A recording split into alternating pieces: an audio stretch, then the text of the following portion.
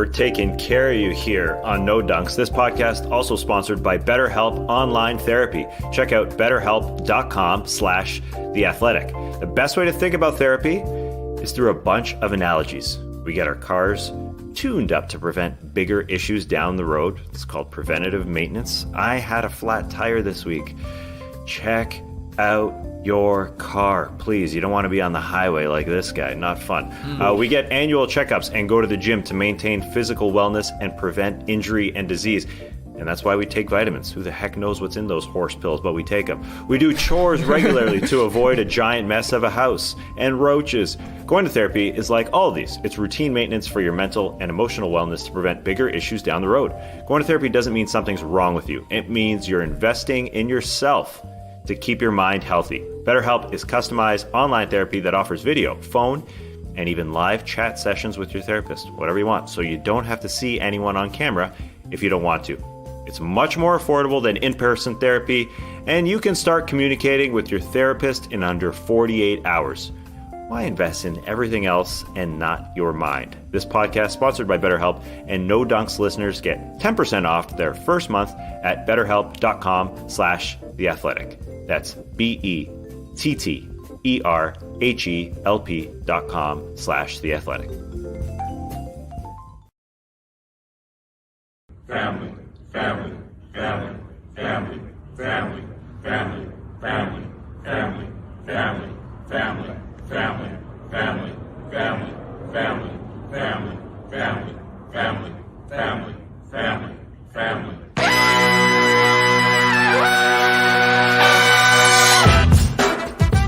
Good morning, sweet world, and welcome to the No Dunk Podcast on the Athletic Network. It's Tuesday, November 30th. I'm J.E. Skeets, and alongside me, as always, it's my family. We got Taz Mellis. What's up, fam? What's up? Got my top shot hot boy, Trey Kirby. Family. International man of mystery, taking it to the max, Leigh Ellis. Family and friends. And last, certainly not least, making the magic happen, super family, JD. Family.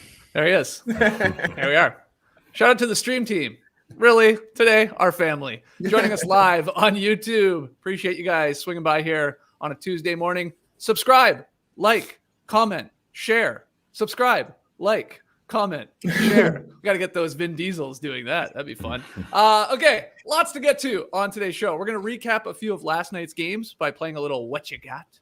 We'll discuss the Knicks saying Kemba Walker is out of the rotation. Huh? Whoa. And Leigh, you got tweet of the night. You got a good one for us? Oh, I've got two good ones for you. Yeah. Oh, two. I don't know if we can do two today. We got too much in today's show. We got to pick one, Leigh. Yeah, I couldn't pick one because one gave me the second one. So one's a throwback, one's a current day, and one's a throwback. So something for everyone. All right, great. But before all of that, we have officially reached the end of the first quarter of the 21-22 NBA season. And seeing as though all but, I believe, two teams, the Spurs and the Mavericks, have played 20 or more games, we figured now was a good time to look around the league and assess the award races, baby, from MVP to ROI to most improved, sixth man, and defensive player of the year. Are we doing coach of the year? No, we're not. We just decided we're not going to do it on today's show. We'll save it for another podcast. Quick note with these are not meant to be predictions, right? Like looking forward. That's a podcast for another day. We are simply rewarding the best players from the season so far. So what I'm going to do, guys, is give you three nominees for each award. You're going to cast your vote, make your case as to why player X is deserving. Maybe there's a debate that kicks off. Maybe there's not. And then I'm sure we'll do a little, hey, what about this guy? Because that's always fun. So let's see from the stream team too, who gets your votes. First one, Tass, you're going to get us started. We'll start with the granddaddy of them all. Coach of the year. Yeah, that's right. Steve Kerr, you win. MVP. I'll give you three guys right now. I usually put them in alphabetical order. We'll go with Giannis, Steph Curry, or Kevin Durant. MVP a quarter season away through the. What do you got, Tass? It's got to go to Stephen Curry because he's got not only the individual stats, the raw stats are there, tied for the league lead in scoring, great percentages, assists. He's up there in steals, top 10 in steals. But more importantly, what he's got over the other guys is the team aspect of it all. Best record in the league second best offense in the league, best defense in the league, and what would be the best point differential in NBA history. And I bring up the team stats more importantly, not just because that's how everybody votes for these awards, but I think Steph has had the biggest impact on his team all the way down to number 15, the trickle-down effect on the rest of the team. The way he works off the ball for a guy who has won the MVP twice and still comes in and day out and doesn't just stand there and ask for the ball. He makes those around him better because he's running off all those splits and those pin downs and those screens. He's still going at it really, really hard. And guys like Andrew Wiggins, Draymond Green, Kevon Looney, and Jordan Poole, those are his starters beside him. And they're 18-2. It's bloody phenomenal. They're good because of all the attention that he draws because he's always moving and because he's shooting 13 threes a game, which would be an NBA record. None of the other candidates are doing that. So he's creating so much space out there for those guys. And the Warriors offense is so much better than the Nets or the Bucks because Steph is moving everywhere. He's trumped Durant and Giannis with his movement and what he's doing out there. And the defense for him is above average this year. You watch him, it's not just raw stats that he's top 10 in steals. The guy's working his ass off. You can't just pick on him. And I think if the voters go to the ballot box, he also has a nice narrative because he's bringing the Warriors back into first place in the standings with essentially the similar roster as last year. You can also vote for him because this is the second incarnation of the Warriors team years later after they won the championships. You can also vote for him because, he didn't get enough credit when Kevin Durant was there, and now he's doing it without Kevin Durant, and they're 18-2 through 20 games. So this isn't a prediction award, but I'm kind of predicting it at this point. I don't see the Warriors falling off that much, even though their schedule is going to get harder, and we're going to see them play the Suns tonight, which is exciting. This is Steph's to lose at this point because of how good he's made everybody around him. It feels like sort of the 2015 finals when he didn't win MVP because Mr. Andre Iguodala won it. Well, Steph essentially won it for Iguodala. Steph is essentially making Jordan Poole an MIP candidate, Andrew Wiggins an all-star candidate, Draymond Green an offensive player. The guy is doing it all. I think he's got the most effect, the most valuable player. If you want to look at it that way, value to a team, got to go Steph. Trey, can you make a case for anyone else, or is Curry your vote right now? Curry's my vote as well for all the reasons Tass said. I mean, it basically breaks down to he's leading the league in scoring on the best team, and he's the most fun player to watch in the league once again. The crazy part, I feel like Steph Curry can still even get better. He's shooting a weak 42% from three. That's below his career averages. It's like, first game of the year, he came out, had a triple-double, said I played like trash. That's the Steph Curry mindset, and that's why he's able to put together this kind of season at age 33 after it seemed like maybe the Warriors were going to be a dark horse title contender rather than a legitimate title contender. But they're a legit title contender right now, and it all starts with Steph Curry. He is the Tim Duncan of the NBA right now. He just makes everybody better with his presence. His presence is a present, if you will. Leigh, Steph Curry for you or anyone else? Yeah, Steph's running away with it right now. I think Giannis is probably second. Running away with it? I think so. Really? Yeah, he is. I think Giannis is closest to him, but I think there's daylight between these two. Kevin Durant, obviously, we know how good he's been, but it doesn't feel like he's in that sort of conversation today. He's at the table, sure, but Steph's got the menu. Steph's the Matty-O. He's ordered he's got picked the restaurant out. Mm-hmm. He's the only one with the menu. We all just have to wait and see what he orders for us. It'll be great, but that's just the way it is with Steph right now. But best player on the best team, everything there that the other guys have said is where the award is going to go. And unless honestly an injury happens, I can't. If Steph continues to play at this rate and the Warriors continue to win, they're not going to beat the 73-9 record. Of course, they are going to slow down at some point, but. He is in the box seat right now. Giannis has got incredible numbers, as we know. He just gets those because he's so dominant at both ends of the floor. He's got the rebounds. He's getting the steals and the blocks, and the field goal percentages starting to tick up, and the Bucks are winning. But I just don't think that he could track Steph down, sure, if they go on a crazy 20-game winning streak. But right now, with what we've seen so far in this season, it's Steph's award. Okay, if Matty-O is Curry at the restaurant, like he's picked the restaurant, he's definitely ordering the wine and all the meals we're sharing. Who does that make you then, Leigh? Well, I'm probably Luka Doncic, I guess. Yeah. I came in with a bit of hype, but I'm more than happy to defer. Actually, JD is probably my Giannis in that sense because I'm always happy to just split a bottle of wine there with JD. I'll let him do the ordering there. I'll just be the beneficiary. There we go. See. Maybe you and JD are like some sort of like Booker, Chris Paul, in the conversation. That's it. Yeah, hard to split us apart. Yeah, we both about the same. But that's the thing with Matty O. He loves that position as being the restaurant dictator. Let him be that role because he's never let us down with a bad order, of bad food. He loves to flirt with the waitresses as well. He loves all that, so he puts on quite a show. And you don't need to get in his path. Let him go. Let him be him. Let Matt cook. Let Matt cook. Yeah. Matty-O is kind of like Steph. Like when he puts his shot up, he puts the order in, gives it to the server, and before it arrives, as it arrives to the table, like as the ball's going through the hoop, he's looking away. He already knows it's going in. He already knows it's a back bucket. That's true. It's already a delicious meal. It's already been had. Okay, so everybody's saying Curry. There's a lot of people in the stream team, of course, saying Curry. Basketball references MVP tracker. They do have Curry right now at like basically a 60% probability of winning it. Jokic is second, and I didn't even have him on the list here, Tass. I had Giannis and KD, and then it goes Chris Paul and Jimmy and Rudy and James Harden and Draymond Green and Devin Booker. But is there this is more of a looking ahead, but is there like a dark horse MVP pick that you could like convince yourself, things break the right way, they could win this thing, and it's not one of those three guys that I had on the short nominees list?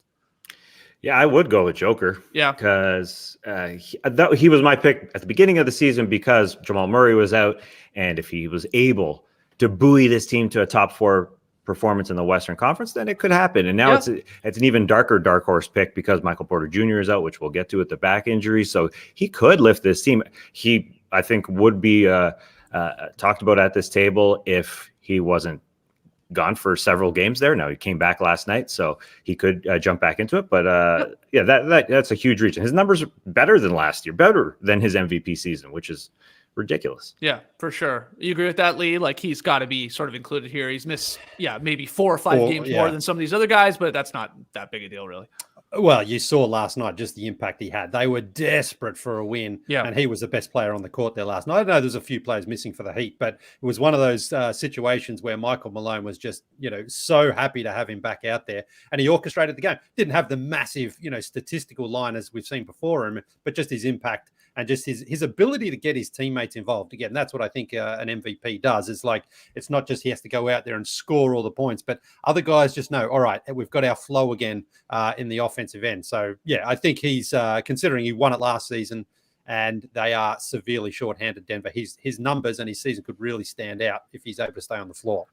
And Trey, one thing we talked about on the Top Shot stream that we did yesterday with the pack dropping was the Suns. Like, is there any play where if Phoenix has the #1 record in the West, which is definitely feasible, who knows what happens tonight? Maybe they send a message to the league and beat the Warriors handily. Maybe they beat them again later in the week. Who knows? But if they have the #1 seed overall in the league, could there be a case for Devin Booker?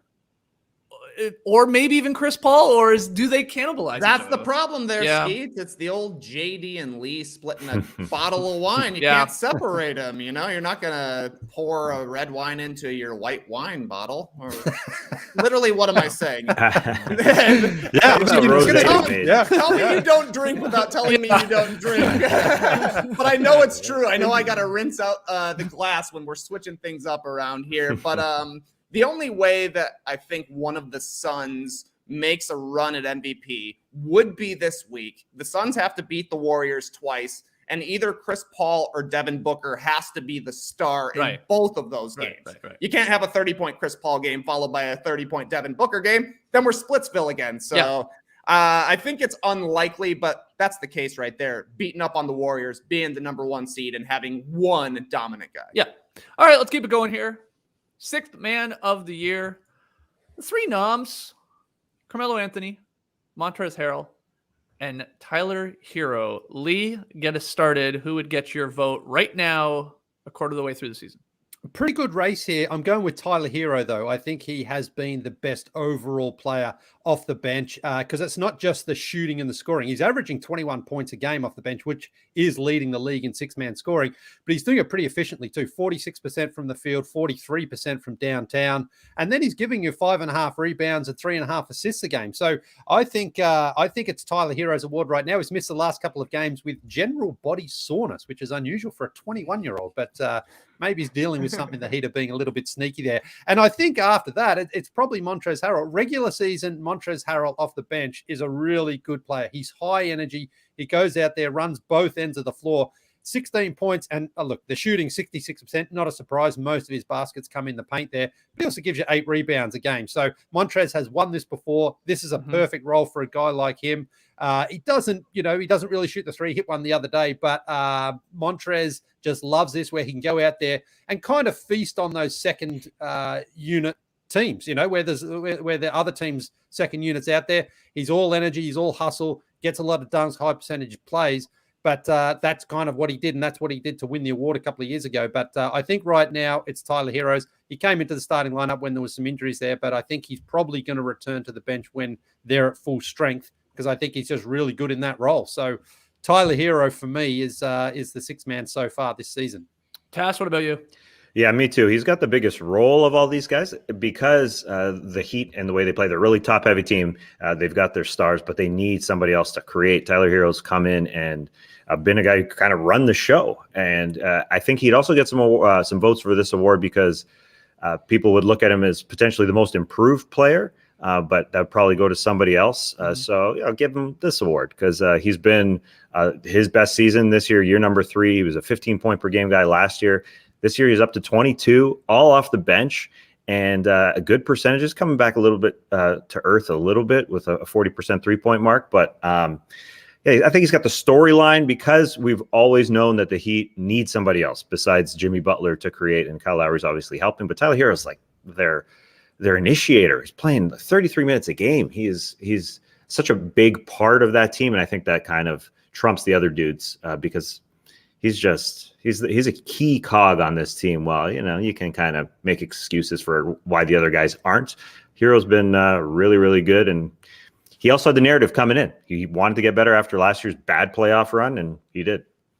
Yeah, this usually goes to a guard. Right, Trey? I think Montrezl Harrell is one of the rare big guys to actually win a sixth man of the year over the last, let's say, 15 to 20 years or so. Could he do it again? Would Herro have your vote? Or is there even somebody else? Throw in hey, what about this guy? If you really I wanted to make a case for Montrezl Harrell. He's at 16 points per game. That's still 4th amongst players who are coming off the bench. The guy was getting MVP chance at the free throw line, but 20 points per game off the bench. That basically guarantees you winning sixth man of the year. Lou Williams did it. Ricky Pierce did it. Kevin McHale did it. There's a big guy for you 5,000 years ago. But if you're potting 20 off the bench, you're a go-to guy on your team. It just happens to be that you're the 6th one that's playing. So, yeah, I think Herro is the guy right now. If you're going to, what about this guy? Ricky Rubio has a little bit of a case here. Might not get that all-star nod. Could get some sixth man of the year love if he keeps coming off the bench. Jordan Clarkson will make a run at some point when he heats up. And Patty Mills, if the Nets continue to have one of the better records in the Eastern Conference and he gets hot, I think he could have a little bit of make some buzz in the six-man voting as well. Yeah, I guess you could make a case for like a Dennis Schroeder too, if he has enough games off the bench. I know he started more than 50% right now, but that was with the Celtics missing some guys, and he's played really well for Boston. So he would be another one. Tass, anybody else that you'd want to show some love to? Or have we touched on them all? I mean, I included Carmelo as a nominee, but that sort of hot start has sort of come back to earth here too. I don't think at the end of the year he'll have a legitimate case, but anyone else, Tass? Well, the stream team is yelling Caruso, and it's hard not to jump on that one as well. The stats aren't going to be there, but if you want to go with a different kind of guy, a guy who makes an impact on the other end, I mean, he's going to win MVP. He can't win sixth man too. Yeah, it's a lot. Yeah, that's going to be difficult for a guy that averages under 9 points per game, at least under 10 points per game to win this thing. But he has an impact when he plays. He's just going to get like an all defensive nod, right, Leigh? Like he'll be first or second team for sure at this point. Yeah, I guess so. Yeah, he is one of those guys who he does feel every time he's out on the court, he does something, make some sort of play, whether it's hitting a big shot, defensively getting a steal or a deflection or something like that. So he definitely stands out. He's got that. He's a fan favorite. He's an NBA favorite.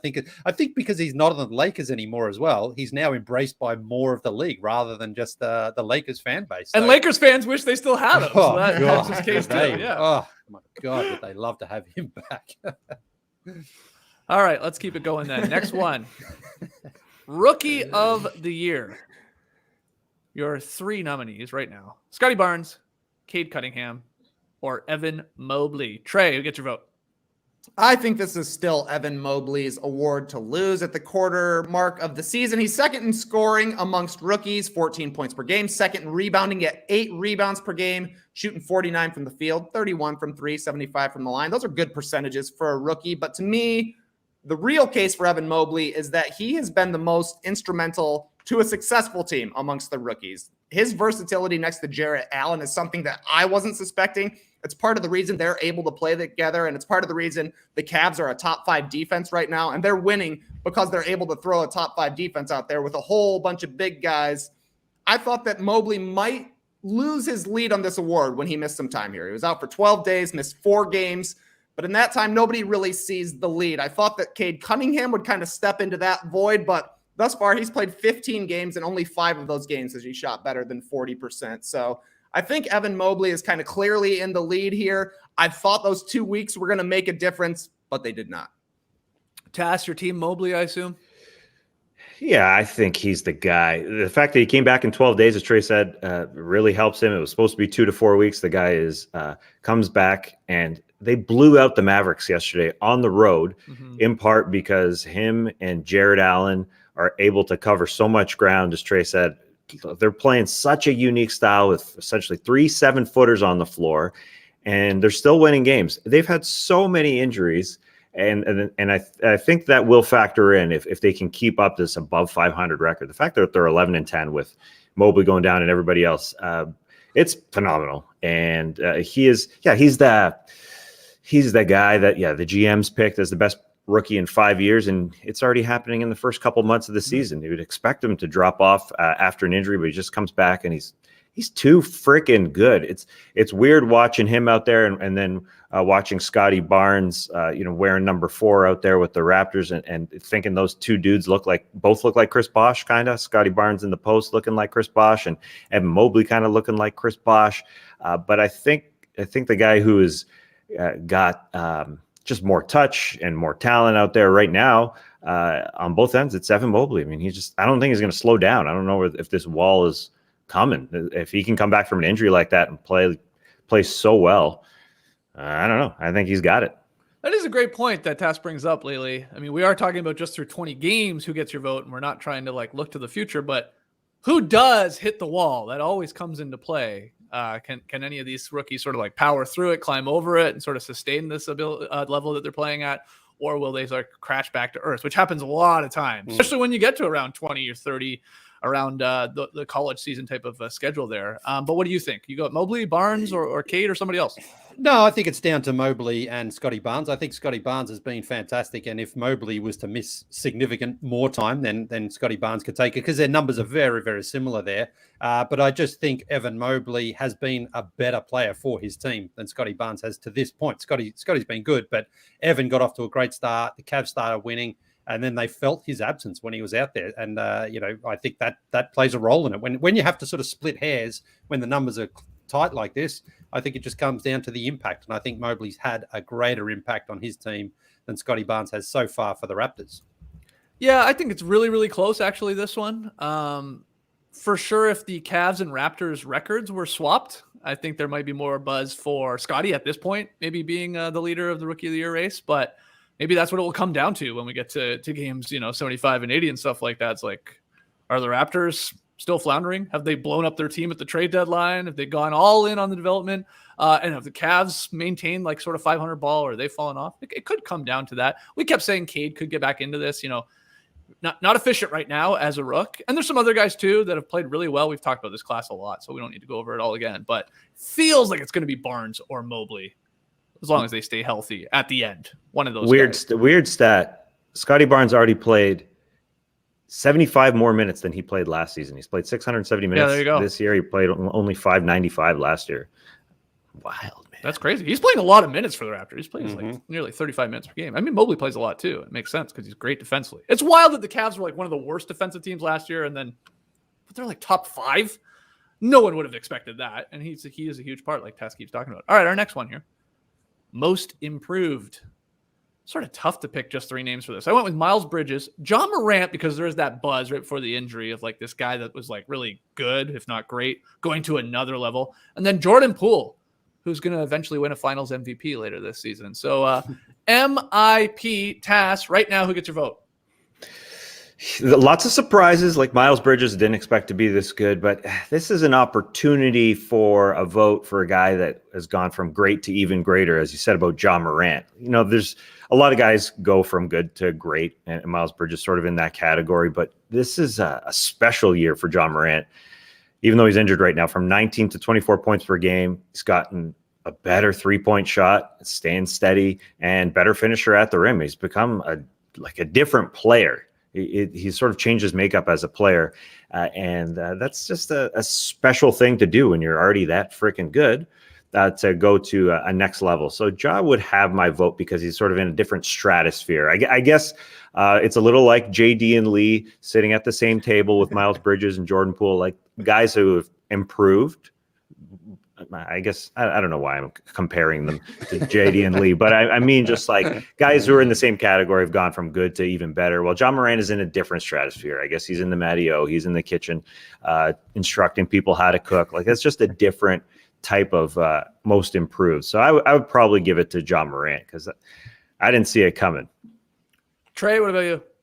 Yeah, I'm actually with Tass and Skeets. You kind of convinced me on this one yesterday talking Top Shot because I would have thought Miles Bridges because I'm always kind of drawn to the decent player becomes good / building block kind of player. And that's definitely what Miles Bridges has become, improving his 3-point shot, getting to the line a bunch, just attacking all the time and looking like a perfect fit next to LaMelo. But basically, since Giannis won most improved player, it's been the player who is good who becomes an all-star level player. And that's exactly what's happened with John Morant. He's a takeover, go-to superstar kind of player at this point. He's going to make an all-star team as long as he has enough games played by February or whatever. So I think that the voting for most improved player has changed a little bit in the past 5 seasons. Now it is good to great. And that's definitely Ja this year.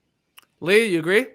I do, yes, because it depends on really how you value this award. If you sort of look at it like, well, we sort of know Ja is going to be a superstar, so it's almost like he's sort of disqualified from winning this because that's his natural trajectory. But if then you look at a guy like Jordan Poole or Miles Bridges, they just have improved as players this season. But then I'm also going to dock Jordan Poole a few points because he's playing with Steph Curry. I will say Jordan Poole has actually improved within the season. He started off a little bit spotty, but he's improved his consistency there. And I just think Miles Bridges has sort of been consistent himself in being the second best player there, I think, for the Hornets. So they all have a different case, but I think Ja will win this award where he is right now because it would be, I mean, he won Rookie of the Year, but then it would be another award for him. But I think there's so many more that he's going to win down the road that it almost feels like he's too good for this award, if that's such a thing. So, you know, that's just the way I feel about it. I think you can make a case to include, at least on the nominees list, I see some people bringing up his name in the stream team, Dejounte Murray for the San Antonio Spurs. It's an interesting one because like the raw stats have definitely ticked up and he's becoming a bit of a triple-double machine. Yeah. I believe he has 3 already on the season. He had 4 total last year. 19, 8.5 rebounds, 8 assists. I mean, that is really, really impressive. The efficiency is not as great as it was last year. No, he was never really a great 3-point shooter, and that's still around 30%. You'd like to see that go a little bit higher. Overall, 45% from the floor. Okay, you know, asked to do a lot there as the point guard on the Spurs. But yeah, he's in the running here, and I think it would be tough for him to get the buzz playing on a sort of a bad San Antonio team. But I guess you keep putting up triple doubles. That gets people's attention, Leigh. I mean, whether, you know, I know your opinion on, like, we know your opinion on the Westbrook triple doubles and all that. But it does get headlines and it does draw eyeballs to a guy like him. And he's improved for sure. Yeah.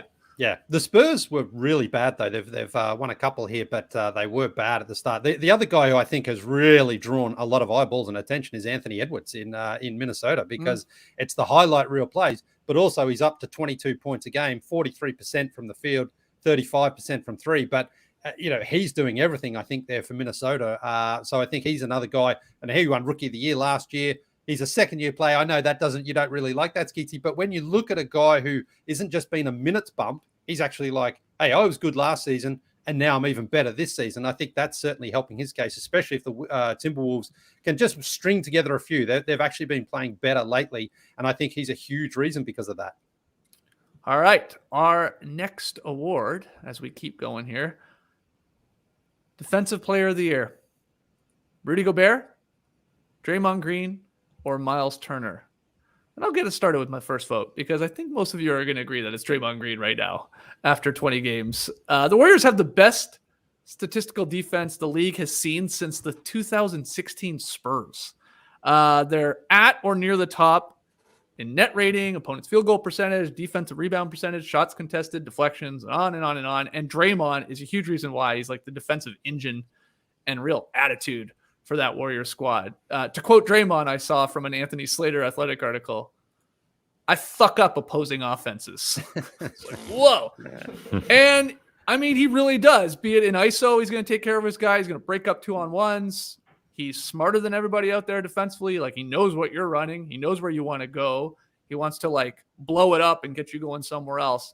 He's been pretty special. You said Curry's gotten better tasks. There's no doubt this is like a great Kerr defensive system, really a Mike Brown defensive system there as an assistant coach for the Warriors. But is there any way this isn't Draymond's? And I think you can even almost like lock this one in that he's going to win his second DPOY. Do you agree with that, Tess? Yeah, especially because this team has won 73 games and 67 games the year after that, back in the era when the Spurs had that incredible defense. So I don't think they fall off. I think they know how to go for 82 games essentially. So I don't see Draymond falling off, especially because his rep has taken a hit the last couple years. People were wondering, as he's getting older, is he not going to be able to do what he did in those years? So I think he's on a mission. He's on a mission to be the best Draymond he can be. He's got his own TV show.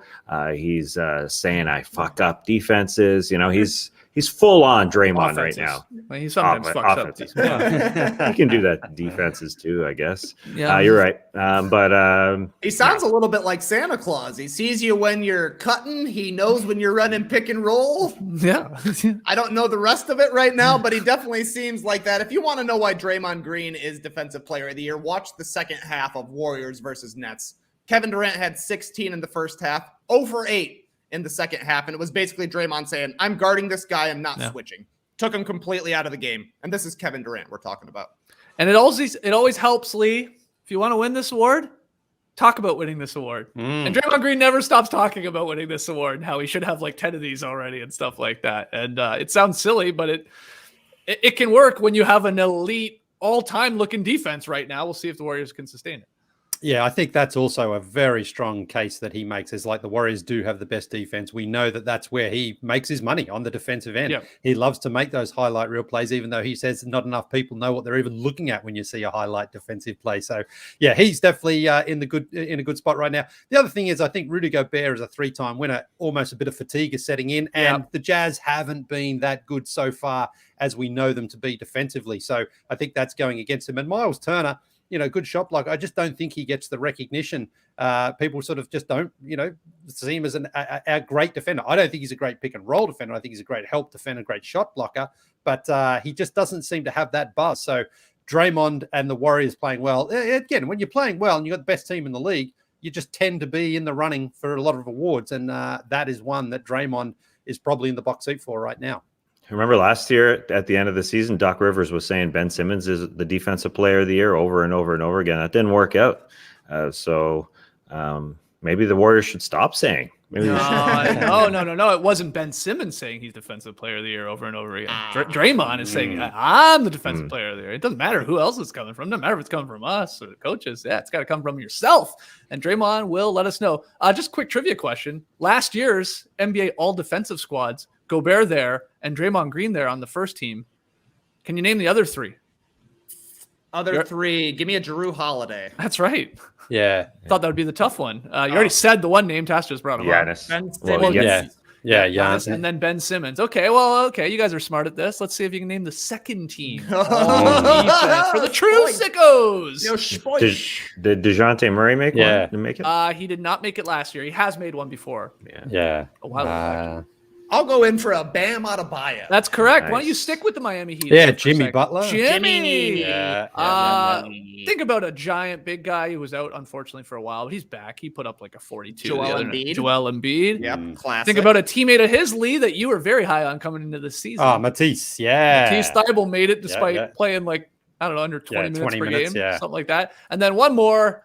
He's not playing this season, so that's the tough part. He's out of sight, out of mind. Kawhi Leonard. There you go. Yeah, he's good. Yeah, he's a pretty good defense player Still good. when he plays. All right, so we're not doing Coach of the Year just to piss off all you Coach fans out there, which is weird timing. I coached my first practice for 6-year-olds last night. Maybe I'm in the running. Tell him, man. Tell him.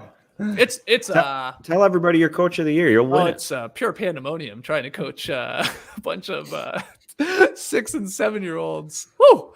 There's a lot going on out there, but it was a lot of fun. Yeah, Leigh, you've experienced this. Like not in an official capacity, just when you get a few of the kids together and you're like, all right, let's play a game, and they all just, there's traveling, there's double dribble. No one calls fouls, to be honest. They just want to get a shot up, and they just keep running. There's too much contact though with our team. Oh, We got yeah. a bunch of football players, I think. Like our defense. I mean, every guy's gonna foul out in like the first 3 minutes. The defense is just like hammering the other guy. We're like, you can't do that, guys. But the team spirit's there, the tenacity is there. We gotta mold them. That was I don't pretty know, fun. Skeets. If you're a Coach of the Year candidate, sounds like Grish is on the hot seat. Oh yeah. I don't know. Well, if we can't teach these guys, you got to dribble and you got to move your feet on defense. He might be out of there. I mean, it's only one practice in. I wonder if they're going to call a players only meeting.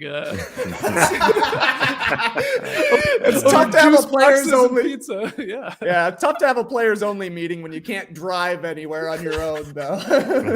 These are kids growing up in 2021 here. I mean, they jump on a Zoom meeting for sure. They'll put it on TikTok. Yeah, Yeah, they'll TikTok. They'll just only push you on TikTok. TikTok. Yeah, this guy's junk. Anyway, a fun first practice. It was a blast. Okay, we're going to take our first break. When we come back, we'll get into a little what you got. I'm up first, guys. I've got a goal, hoping to run a marathon in June of 2022. So that means I probably won't really start focusing on like diehard training till about February somewhere. Maybe after the All-Star break, I'll really focus on putting in the mileage and getting faster. But what I want to do with this one is not just running out there on the roads or on the trails. I want to do some other stuff as well. Some cycling, some yoga, some strength exercises. Let's really do this well this time, which is why I got to get a Peloton. You guys that have one, you won't stop talking about it. It's all I hear. Peloton. I got to get one because I am convinced it does make working out simple, convenient, and fun by all accounts. I'm very, very excited about that. So hopefully I can get one of these bad boys. It just makes fitness entertaining. And when you're working out, it doesn't feel like a chore. That's what I need. My best runs when I'm out there do not feel like, oh, this is a workout. Oh, I got to do this. No, it's like meditation, right? You're enjoying it. So that's what I'm hoping to get out of Peloton. You got the Peloton instructors. They're curating playlists to motivate you for every mood, from hip hop to country, rock to pop, and everything in between. Peloton has endless class variety to keep your workouts feeling fresh, like cycling and yoga and meditation and more. So that's great. This is perfect for me. Never work out alone on a Peloton. You can ride with coworkers and friends, work out with the interest groups, like working no dunks guys on Peloton. Is that a group you guys have started? I'm not in that group yet. That's okay. I'll get there. Don't you worry. I'll be sending you high fives on that leaderboard before you even know it. So visit onepeloton.com to learn more. Try Peloton classes free for the rest of the year. New members only. Visit onepeloton.com/app to learn more. Terms apply. Peloton. When your workout is a joy, it's a joy to work out. Got the Allbirds ad read today and very happy about that because we got sent a pair before our first ad read a few months ago. And I've been genuinely so impressed by them that I splashed out, brought myself a second pair.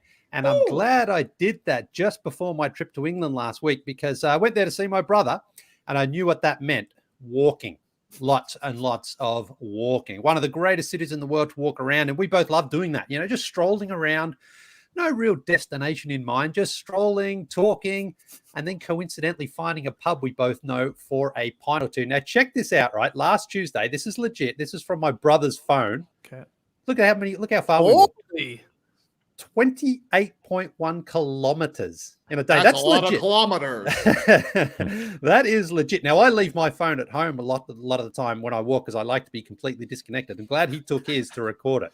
28 kilometers. Now, you might think, well, after 28 kilometers, the feet must have been a bit sore, maybe some The pain dogs must have been barking. Exactly. Yeah. None of that in the Allbirds. No pain, no soreness, no blisters. Legs, feet, toes, heels all felt great.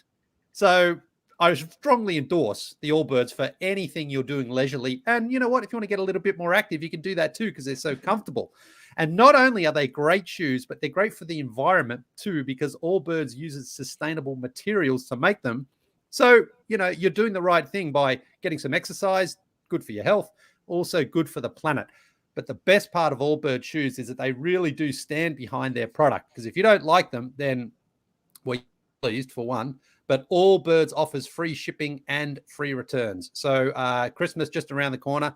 Give comfort and feel joy this holiday season. Find your own pair or one to gift at allbirds.com today. That's ALLBIRDS.com.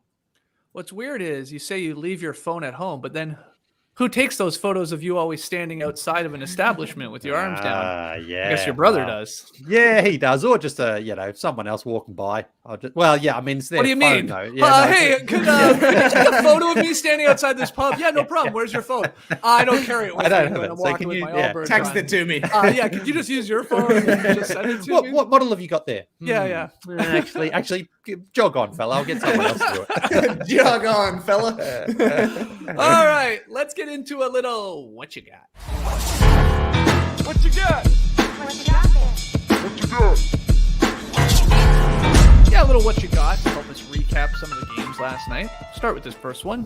Jonas Valančiūnas scored 29 of his career high 39 points in a spectacular first half as the Pelicans beat the Clippers 123 to 104. Valančiūnas hit 7 sloppy steak three-pointers in the first half to the increasing delight of his teammates. So that was wild. Then in Minnesota, Karl Anthony Towns scored 16 of his 32 points in the third quarter, and Anthony Edwards added 21 as the Wolves rallied for the 100-98 win against the Pacers. These are 2 good wins. So, Tass, the what you got? More impressive win from last night. The Pelicans led by JV there, or the Wolves led by Cat and Ant. What you got? I'm going to go with the Wolves because this is a bit of a trend right now. They lost 6 games in a row earlier in the season, but now they've won 7 of 8, and that's un-Wolves-like. They're in the playoffs right now. If the playoffs ended today, they'd be in the playoffs, not in a play-in tournament. In the playoffs, they're sitting in 6th. They're actually tied for 5th. So the Wolves are not looking like those old Timberwolves. This is a game that they would usually lose. They're down to the Pacers by 9 at half. And they were missing a lot of their energy guys. 2 of their starters, Jared Vanderbilt, Patrick Beverley, and then a 3rd rotation player. They started Josh Okogie. They're playing guys named Jalen Noel and Leandro Balmoro. Guys that are subbing in and getting the energy going. But the energy is from Anthony Edwards and Karl Anthony Towns. That's what happened in the third quarter there. Their defense got them going. Their 8th ranked defense. The Minnesota Timberwolves. Are they combining a little bit more effort along with that talent? They have been in this 7 of 8 game streak that they got going on. It was the Pacers that crumbled in the second half to the Wolves defense, and the Wolves turned it on. And so Towns 32, many turnovers in that game, but it was an ugly game that usually they would lose. So for this time of year, quarter way through the season, you wouldn't expect the Timberwolves to be up there in above 500. So I I want to give JV some love and talk about those sloppy threes because I don't know what the heck is going on with that dude. But as far as the team performance, yeah, the Minnesota Timberwolves, shocking right now, shocking the world, sitting in 6th. Yeah, what a huge block from Josh Okogie there to save the game, really. Like that little sort of come from behind. I guess Holiday thought he was clear and made the huge play, totally clean too. All right, Leigh, same question. Are you going Pelicans or Wolves from last night? More impressive. Well, anytime you have a player being called Dirk Valančiūnas by his teammates, I think you have to just go with that, really, because Valančiūnas, he hit 7 for 7 at one point in that first half. Only finished with 7, though. So disappointed he didn't try to just go and try to hit double digits with the threes. But can you imagine Valančiūnas had the all-time record for three-pointers made in a game with Curry and Clay? Yeah. And you could just tell he knew he was hot. He was just flinging away there at the end and they were going in. But this was an incredibly dominant performance from the Pelicans, who have started to at least show some competitiveness recently. They had a big win in Utah, of course, over the weekend. We talked about that yesterday because early in the season, the Pelicans just weren't competitive. And now they're at least going out there and battling. Now, I wonder if teams are sort of saying, man, this is the Pelicans on the roster or the schedule tonight. You know, this is probably a win for us.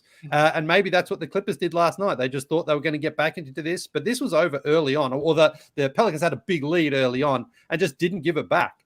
So I'm going with them. The Clippers have been a little bit up and down recently, but for New Orleans to get 39 out of Valančiūnas last night, it was a fun watch. So give me the Pels. Why not? All right, Trey, you're the deciding factor here. Where are you going?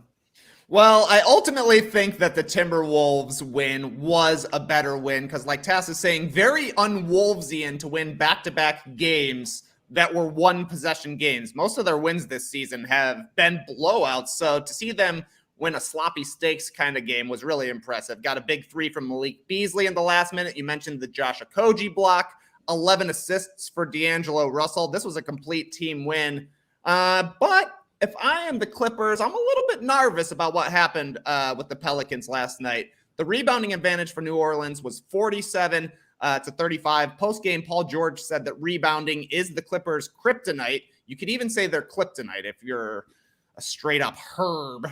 But it's a problem. They play small, and they're going to be able to be taken advantage of inside and on the glass. 14 offensive rebounds.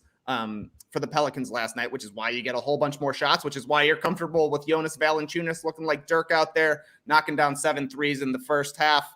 So that's something the Clippers are going to have to figure out. They just don't have a lot of rebounders on their team. And if you're a small ball kind of team, there are going to be games where you get smashed on the glass, but great stuff from the Pels. I think Valančiūnas has a quicker release now. Like it used to take him 2 seconds to get the ball from his waist to the top of his head. These ones look like lightning fast, quick trigger threes for Valančiūnas. So I guess the pump fake's going to keep working. You know, like people will be like, hey, he hit 7 threes in the first half. Do not give him a wide open one. Great game from JV. All right, next one here. Had to get a little creative with this one. It's a bit of a stretch, I'll be honest. Jokic. With his 2 brothers behind the bench, he returned to action last night, scored 24 points as the Nuggets snapped their longest losing streak in nearly 6 years by beating the shorthanded Heat 120 to 111. Meanwhile, the Bulls took the latest battle of the Ball brothers, riding an unbelievable performance from Vucevic to a 133-119 victory over the Hornets. So the better Nikola. they do pronounce it a little bit differently, both of them, but you get the joke here. The better Nikola from last night. Is it Jokic the Joker or Vooch? Leigh, get us started. What you got? Vucci with those 6 for 6 threes really clouds this answer, but I'm going with Jokic because the Nuggets just desperately needed him back and they desperately needed to win in what was a pretty anticlimactic rematch. The Jokic brothers turned up. Jimmy Butler told everyone to turn up, and Jimmy Butler didn't even turn up. So, I mean, who says, hey, we're gonna show you a thing or two when you come to our house, and then you don't even show up, and then you go out and get absolutely pumped by the other team. So, no, look, I mean, Jokic just showed last night, obviously, how important an MVP is to any team. They had lost 6 in a row, and they actually won this game very easily in the end. This basically was a blowout in that first half. Jokic, the 24, the 15, the 7 assists, their offense just looked so much better. And it was like a release valve, I think, for Michael Malone there, where he's like, thank God I've got him back because now we can start to look a little bit more like the team we hope to be. we'll talk a little bit more about Michael Porter Jr. later on, because this is, they're still in a bit of trouble here as far as personnel. But when you have Jokic out there playing the way that he did, making some of those crazy passes again, the Nuggets just look a much better team, much more enjoyable to watch. So I'll take Jokic, although I was impressed with Vucevic baby with the 6 for 6. All right, let's go to the Bulls fan. Trey, who do you got? Yeah, I saw a post game that they were calling him Nikola Valančiūnas. Vucevic was shooting the ball so well last night. 6 for 6 from 3, 30 points, 14 boards, 5 assists. The Hornets are pretty thin in the front court regardless. They didn't have Plumlee last night. Nick Richards was running out there. So this seemed like the game that Vucevic really needed to make some sort of impression. And it was great to see he did, because he's really struggled to start the season. Hornets made a nice run in this one. In the fourth quarter, cut it to single digits. Vucevic checks back in, gets a layup, blocks a shot, hits a 3, grabs a few rebounds. He was really a steadying influence for them last night. These Bulls-Hornets games, always fun for some reason. The Bulls team last night looked like what everybody assumed they would be in the preseason. Absolutely zero defense, but 30 from Vucevic, 28 from DeRozan, 25 from Levine, 35 assists. I love it. Sometimes you just have to say, we're not playing defense tonight. It's ball versus ball, 100% offense. We're having fun. And that's exactly what this was. It's, Vucevic has really had a tough time figuring out where he fits with this team. But last night he was hitting the threes, he was hitting from mid-range, and he was finishing inside. Like, that's been the biggest concern for me. The guy's 7 feet tall and hasn't been able to make a layup. He was hitting them last night, not to mention stepping out. So a great win for the Bulls, but definitely Jokic returning from injury to beat the Heat. That's for sure the most important Nikola moment last night. Nuggets have been struggling, but they got their MVP back. Suddenly they're not struggling. And I also do like how basically everybody tried to downplay the brothers thing. Michael Malone said, they're just here to come to Miami. I know they came down here every time before COVID. They're just having fun. Obviously, Jokic didn't want to talk about it either. He's like, that's in the past, whatever. Yeah. So it's in the past. Maybe if they meet up in the finals, something will go down again. And also, like, Morris was not playing in this game. He's actually still out with the neck injury, the stinger in his neck there from the push, Tass. So maybe it's a little different if he's in there, because he does not shy away from any confrontation, I think is fair to say. But who do you got for the question there? Who is, had the better game between Joker and Vooch? Well, I was very pumped for this game when I saw the Jokic brothers were sitting directly behind the Nuggets bench. Great seats. It was a family affair. Looking forward to that. Just like our cold open. Yeah, family. And then I was listening to the Miami Heat broadcast, and as always, Eric Reed, play-by-play man, always starts the broadcast off with, as soon as the ball is tipped, and here we go on another Miami Heat NBA adventure. You do it. You do it, Reed. It's, I can't believe he still does that, but he's still doing it. And then all downhill from there. All downhill. It was just not an entertaining game. Jimmy not in the lineup, as you guys said. And I guess from the Nuggets perspective, getting Jokic back and all that, the Bones Highland game was good. He got the post-game interview. Bones Highland of the Denver Nuggets, the shooting guard, just letting it fly, hit 5 threes, and the Bones are their dollars. So they need guys like that to chip in while they don't have Jamal Murray and Michael Porter Jr. So I don't know. That's where the Jokic MVP narrative can start. If he can pull this team together, they're 500 now. If he can get them up there, because there's a drop off after the Warriors and the Suns. The Jazz haven't been playing great, and obviously the Lakers haven't been playing great. The Clippers, there's lots of worry there, as we're talking about now. So the Nuggets, they could do this. They could do this if Jokic can carry a whole freaking team without number 2 and number 3. Yeah, for sure. All right, our final one. I'm just going to ask it right away here, TK, just to set you up, man. Tastier beef, Sabonis or Wood? What you got, Trey? Well, what kind of butcher would I be if I didn't let you peep my meat? JD, we've got some hungry customers here, so please roll that beautiful beef footage. Christian Wood had 21 rebounds. But wait, there's more. Domantas Sabonis had 25 rebounds. Double.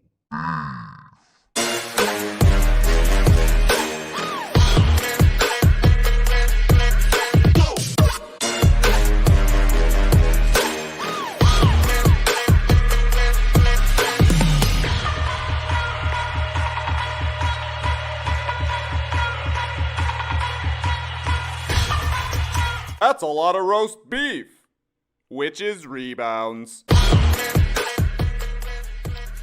Yeah, baby. First big beef of the season for both Christian Wood and Domantas Sabonis. That's the first 20-plus rebound game of Christian Wood's career. Sabonis had 3 beefs last year, 5 in his career, but that was a career-high 25 boards for him. He added 16 points and 10 assists. That's a nice line if you're a fantasy basketball player. From a rebound perspective, Sir Bonus, much tastier. A lot of the Christian Wood rebounds are... You are the tallest guy in the court, and the other 9 guys are running back to get back on defense. But Woods came in a win. It's a little bit more of a milestone. So it just kind of comes down to what are you looking for in a cut of meat? Oh, I thought you were also going to bring up the one particular small piece of beef that Kevin Porter Jr. got, that the Rockets basically gave to him to get to the triple-double. Yes, big indeed. night for rebounds there in Houston. Yeah.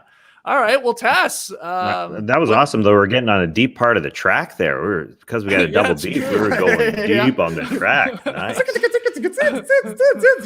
what do you think, Tass? Is it Sir Bonus, as Leigh calls him, or Mr. Wood there? Well, I guess the Rockets thing is cool. They're winning games now, especially because Christian Wood is their lone big. They've gone away from the 2 big lineups, and they're just playing Christian Wood, and so he's got space out there to roam. They're figuring things. I'm a Steven Silas fan. I don't like how he's been pegged as a guy on the hot seat as a Houston Rockets head coach. That's a pile of hooey. So I'm glad they're winning games. Leigh, finish it off here. Taste your beef, in your opinion. You watched the highlights. Who are you going with? Yeah, well, the Kevin Porter rebound wasn't really a rebound, though. It was tipped to him. So whoever touches it first is the rebounder. And so the poker or the grabber. Exactly. So I don't want to be that guy, but I'm going to be that guy. Take that rebound off him. He doesn't deserve it. But 25 for royalty there in Minnesota last night, the Sir. Sir Bonus? Yeah. He finished with a triple-double too, I believe. So, Yep. If that helps, if that helps the beef, sure, why not? Okay. Imagine Kevin Porterhouse gets a beef one day, though. That would be amazing. Wow. That's good. Well, from one Porter to another, let's talk about this in a little more detail because it happened right at the end of yesterday's show. Michael Porter Jr. is expected to miss the rest of the season due to back surgery. Second time a back injury has seriously impacted his career here. He missed the entire 18-19 season while recovering from back surgery after being selected 14th in the draft. Porter last played this year, November 6th, against the Rockets. I think we even showed that clip, right? Where remember he had the breakaway dunk possibility, and he came up way short, and then he was grabbing at his back there. So, Tass, I mean, this sucks, but how concerning is this for Michael Porter Jr. and the Nuggets here? What do you think? Yeah, I go back and forth. I was extremely worried at first, and then I'm at like a 7 out of 10 on the worry scale because the worrisome part is they pursued a non-surgical alternative. They looked at it and tried to find another way, but they had to go this route. And I guess the positive is when they gave him this contract, they obviously looked into his medicals and were comfortable at the beginning of this season saying, we don't even have to have an injury clause in there. And then this happens. When you look back at the surgery he had when he was in college, he was playing with Missouri, he got injured the first game that he played, and then he did return later that season, and then had to miss the first season with the Nuggets. So I guess if you're looking at a positive, when he had that surgery with Missouri and went out in the first game, he came back and played in the SEC tournament. So it was like almost similar timelines here. November 22nd, Wikipedia, thank you, was when he had that surgery, and then he came back on March 8th. So I guess if you're positive, he could be back. If you're positive, the Nuggets did their research, and you'd think that they would know that his back was sound and that he could be back this year. But I guess it's impossible to really know until he comes back how he's going to look. I guess with the reports, though, the fact that there is a scenario that he comes back this year, and every report says that it's not like a year or 2 years, that there is a likeliness that he'll be at least working out in March, April, and seeing if he could come back. I guess you got to stay positive at this point. Yeah, Leigh, what do you think? Oh, well, yeah, but horrible news, obviously, for a young guy to have so many back problems early on. He's a huge part of what the Nuggets need in terms of the offense. Needs to work on his defense, but they're going to miss him. And you just hope that he can recover and get out there and play, because he's a very, very good offensive player, very good scorer and shooter. But back injuries, they're just gross to hear about, because this is something that has already affected his early career. And if he can't, really get on top of it, then he may have a shortened, outlook here in the NBA. So just hope he can get back. Yeah, and this sort of got lost in the shortened Thanksgiving week there last week, Trey. But the Nuggets are running really low on healthy perimeter players, because not only are they without Jamal Murray, now Michael Porter Jr., PJ Dozier also sidelined with a long-term injury. He suffered an ACL tear last week, and he was one of the replacements for Michael Porter Jr. He was playing like 20 minutes a game, and he's not a bad player, but he's out. So this is really, really tough blow here for the Nuggets, and whether Jokic can keep them in like a playoff position, or 4th, 5th, 6th seed, something like that would be amazing. But yeah, anything to add to MPJ here, unfortunately, having gone underneath the knife again, excuse me.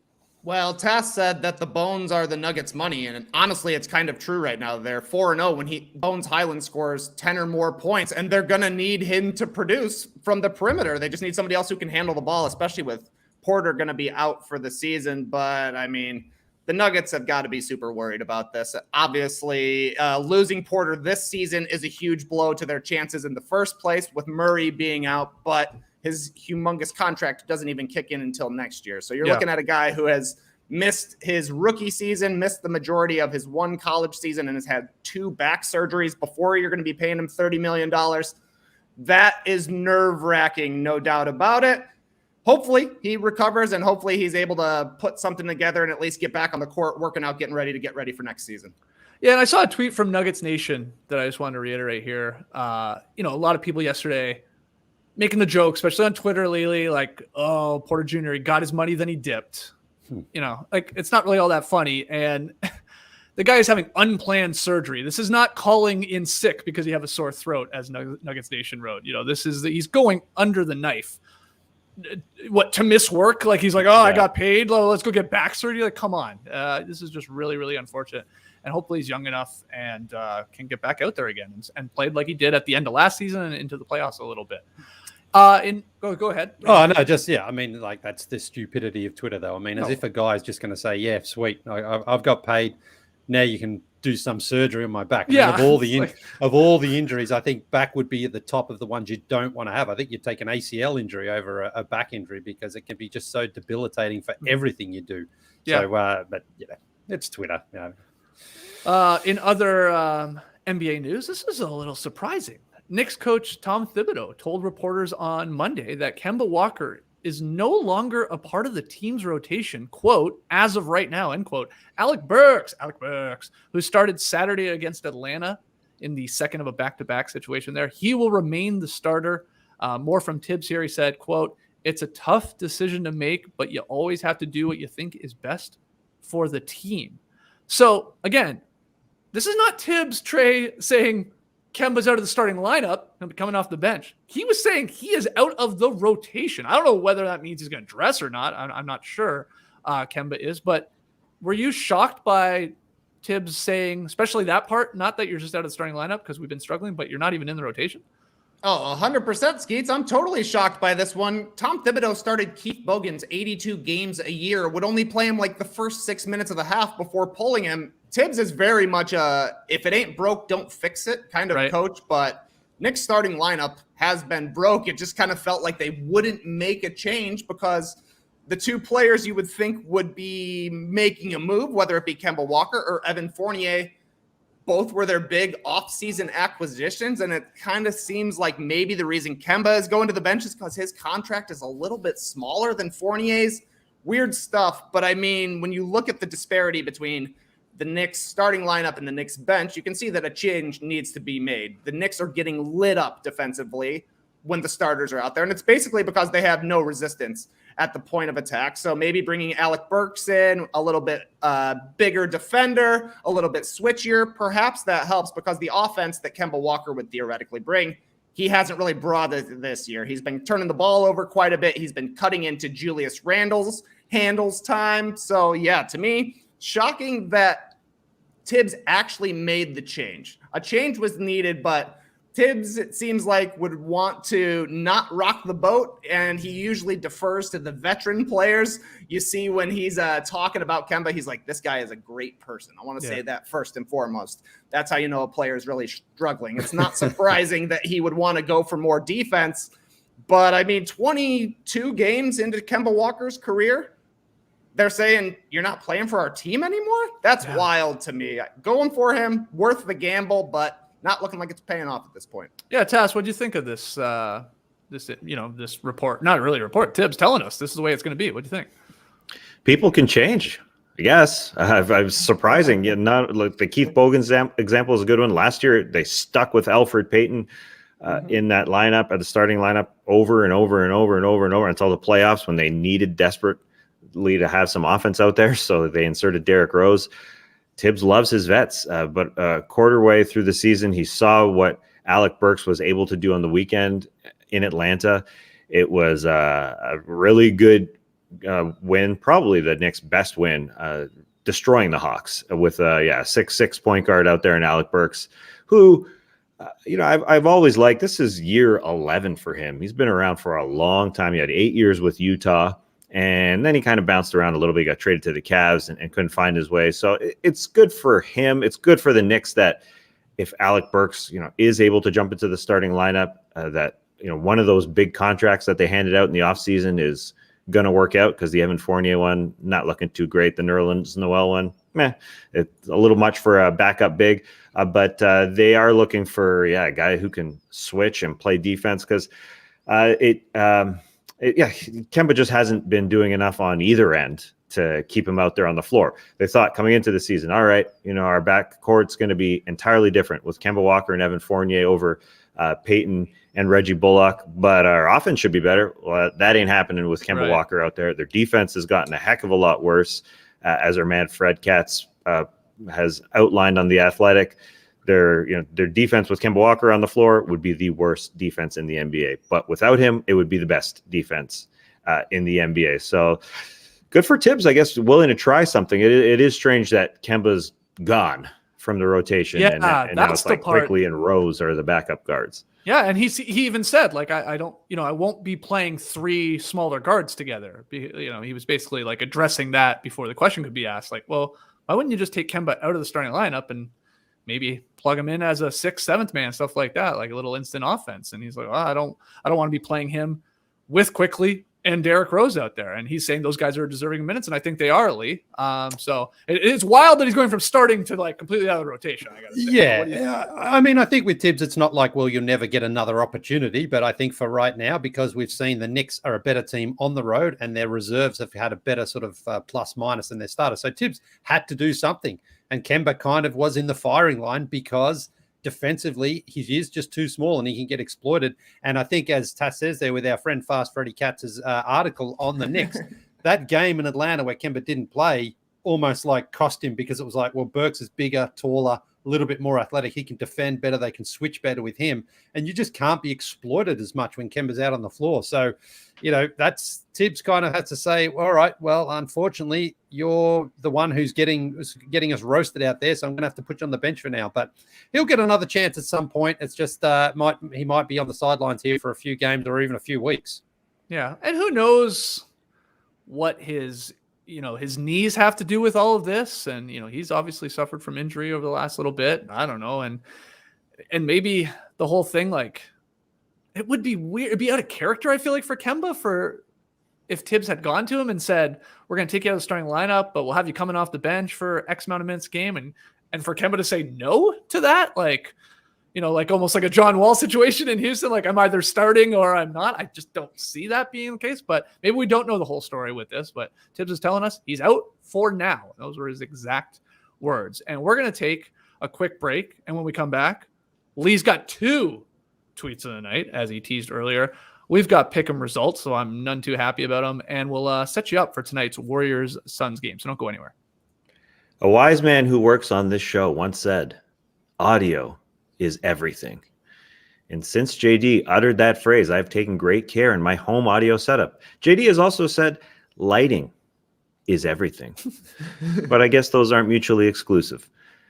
The guy's been making his show daily for a long time. He gets it. So with that audio ideology in mind, I paired 2 Sonos One speakers in my living room for that surround sound feel. And as soon as that first song started playing through them, I got to stomping in my Sonos Ones. Big boy.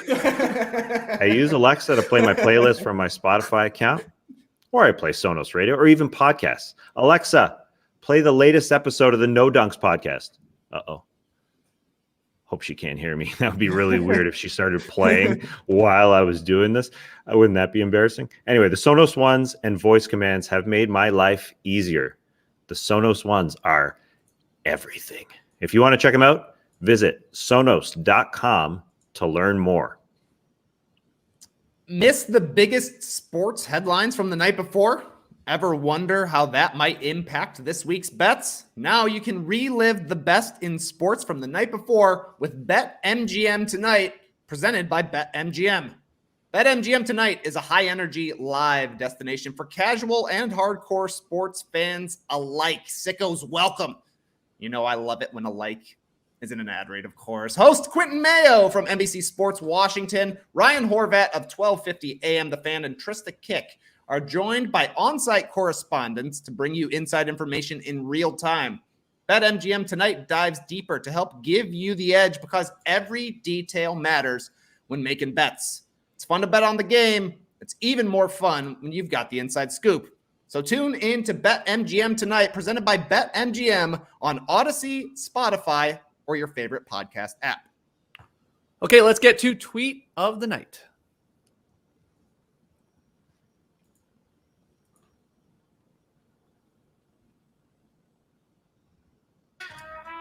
Just go. It's not working for me. Here it is. Seems to be back. Here it is. Tweet of the night. Tweet of the night. Wow. Twitter. Are you just listening to other music while we're doing this show over there, baby? Pretty much, yeah. Pretty much. Tasked that off my Alexa, so it was playing yesterday's No Dunks. So it was very confusing. Goodness. Wow. All right. Well, Leigh, what do you got for I've just got a tweet to start with, and it came from Dane Moore, who covers the Minnesota Timberwolves there for Blue Wire Pods after the game last night. Anthony Edwards' flip phone just rang during his post-game press conference. He answered it. Asked if he has a flip phone. He said, "Yep, that's my baby." I mean, Anthony Edwards with a flip phone. Would he have even been born when the last flip phones went out of rotation? Out of circulation? I don't think so. I just thought that was hilarious. And then he owned it. So good on him for that. Now, I teach you because I said I had a second tweet because this is actually also from Dane Moore. And it's from earlier in the season because I had this in the chamber, but I didn't actually get to use it. It got bumped one night. And here it is. Patrick Beverley's routine after the national anthem included screaming, fake gunshots, and smacking Glenn Taylor on the butt hard. You've just been sitting on that one? Yeah, I was. It was in the chamber because I thought it was funny, and then I can't remember why I got bumped. And then I saw Dane had another good tweet, and I thought, all right, here's a time to shoehorn it in. So great stuff. I can just imagine. You can just see Patrick Beverley, can't you? Like all energy. Oh yeah. Whacks the earner on the bum, and then he just like. I thought your second tweet was going to be like a follow-up to more Anthony Edwards gold from his press conferences, but yeah, you swerved on it. I just can't imagine a young person these days with a flip phone. They're sort of coming back in style now. I'm assuming it's a new expensive one. Yeah, Razor. Yeah, I guess in that sense they are, but it just seems when you say flip phone, you think of 2003 or something when someone's got those. Did you used to leave your flip phone at home when you would go out for walks when you were young? Yeah. No, I don't think I ever actually had a flip phone. I was a big Nokia man, but not the flippy. Okay. Tast, did you have a flip phone or? No, I never did. No. I mean, the razors were cool. Those hot pink razors were super nice, but why would you have a flip phone? Open it and close it, of course. Of course I did. Yeah. I think I had a Qualcomm, if I'm not mistaken. Nothing will hold a candle to the Sidekick, though. Still the greatest phone that's ever been invented. Almost like a flip phone. Right. and then you flip it back down. Still the coolest. Those are going to come back eventually. Just wait. Yeah, for sure. All right. Good stuff there from Leigh with 2 tweets of the night. One from the past and one from last night. Pick up results. Man. Thunder Rockets game. Houston was favored by 2.5. This is brought to you by BetMGM, of course. I say, oh, man, because I needed it. I needed a victory. I needed a cover, at least, from OKC. Tass went with the Thunder as well, and they got crushed. They were missing a lot of guys, a lot of their big guys, at least, and they just couldn't score at all. And I'm not really sure it was the Rockets' defense. It was more just the Thunder could not put the ball through the hoop. But Houston wins their 3rd straight. Trey gets the victory, and he wraps up not finishing last in the month of November. That will go to me once again. So I now I'm back to owing 3 pick-em payoffs. I owed 3 pick-em payoffs. I waxed my nose hairs, got down to 2, but now I'm back to 3. So a lot of these, we have things in mind, but they'll play much funnier if we're in person together, and hopefully we're getting closer and closer to that. So there's a couple chambered here that we're going to be doing. Don't worry. I'll pay them off. I'm like a Lannister. I always pay off my pick'ems. But sucks that I'm at 3. Anyway, Leigh, you also picked up the victory. So we don't need to pick tonight because November's over. Let's just enjoy this game tonight, Tass. This Warriors-Suns game. Now it's a 10 o'clock start. You can be taking a power nap today. So you can be watching this one live. You're going to watch the first half, watch the second half in the morning. What's your plan here heading into tonight, Tass? I always play it by feel. I live in the moment, so I don't know. Not going to nap. That's definitely not I. Don't do that. Can't mess with the night's sleep. But we'll see. We'll see what I do. I am just looking forward to this game, and maybe, as you said, the pick and payoffs way better in person. Should we pull off a Patrick Beverley, just a real hard smack to the butt? Smack me on the ass? 3 smacks. I mean, honestly, I'm fine with it. I just want to get them done with. Leigh got big old farmer hands. No, yeah, I'm just trying to think who's got the most energetic slap out there. Between you 3? No, well, yeah, it doesn't have to be one of us. Just slap. Just someone out there. You saw me throw ice cubes at Ice Chest. I mean, I'll whip it. I'll wing it, man. But you know who? Myself in the ass. I don't think. I want Rick Kamler to slap you on that butt. I bet he'd have a nice old slap, wouldn't he? Skeets, my man. Whack! You want my pick'em payoff to be Rick Kamler slapping my ass? Absolutely. We've done dumber ones. Yeah, Ricky, how you doing? Lee, my man, what's up? Good, Ricky. Listen, I've got a little favor to ask. Just wondering if you wouldn't mind giving old Skeetsy a big old slap on the butt. You got it, my man. You got it. He wouldn't ask why. Like, he'd just say, yep, let's do it. All right. Okay. Yeah, people are saying Shaq would be a rough one to take. just knock me over. Okay. Anyway, if you have other ideas, let us know in the stream team. Let us know in the YouTube comments. I do have a couple of these to pay off. JD, I do really want to do the shot collar. We're doing the shot collar. You said you did some research on it. I lied. I was totally lied about the research. That was just for an idea. I don't think anything that severe is going to happen. We'll put it'll be. Yeah, a little dog shot collar. And JD can operate it while I'm trying to do a show with you guys. That's one that would be way funnier in person. We got to give it to a child, like somebody with a necklace abandoned. No, we really don't. We don't have to do that. In fact, but okay, yeah, maybe we'll get Jackson or Lincoln to man the dog. You don't want Lincoln. Collar. You do not want Lincoln. But you just do it 24/7. Yep. He would just hold his. The whole time. You're creating psychos over there. What are you doing, man? I don't know. We're born that way. All right, so a bunch of payoffs to come in the coming months. Don't worry, I'll lose another month when we get into December here. Just predictions for tonight, though, guys. Let's get them on record. Warriors Suns 18-2 Golden State versus the 17-3 Phoenix Suns. Phoenix has won 16 straight. Let's not forget about that. Who you got, Leigh? Warriors. Okay, Tass. Quadruple overtime, Warriors. TK? I hate to say it after these guys, but it's going to be Warriors. Oh, I think you guys are wrong, which means the Warriors are winning because I'm taking the Phoenix Suns. I don't even know what the line is on this. Tass, did you happen to see it? Didn't even. Suns are probably. They've won 16 straight. Yeah, I know They just they're at went home, but into it's New York. Did you yeah. There's reports of them saying like we own New York? They're Yeah, saying yeah, after yeah. beating the Knicks and the Nets and Yeah. all that. They're feeling good. Give me Phoenix. Yeah. I think Phoenix is going to win tonight. Looks like 2.5 points. The Suns are favored by 2.5 on Okay. BetMGM right now. Okay, it's interesting because they play tonight and then they play on Friday in the Bay or something. it Friday, Thursday is it? or Friday in the Bay. Yeah, Yeah, later I in thought the it week. was Thursday, but yeah. Oh, okay. Is it?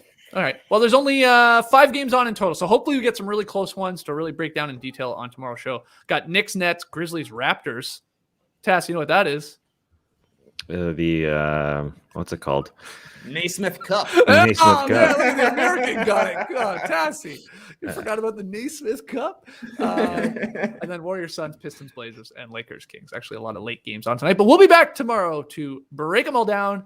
Email us your questions. Probably get to beach step in either tomorrow or Thursday. So send in your NBA or your non-NBA questions to nodunks@theathletic.com. You can hit us up on Twitter @nodunksink, or you can always drop your questions in the comments below the YouTube vid. And finally, go grab yourself an Athletic subscription. Go to theathletic.com/nodunks. All right, boys, fun show.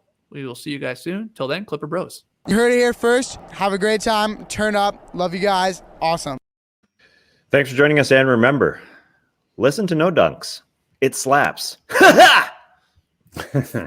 Brace the day, people. You could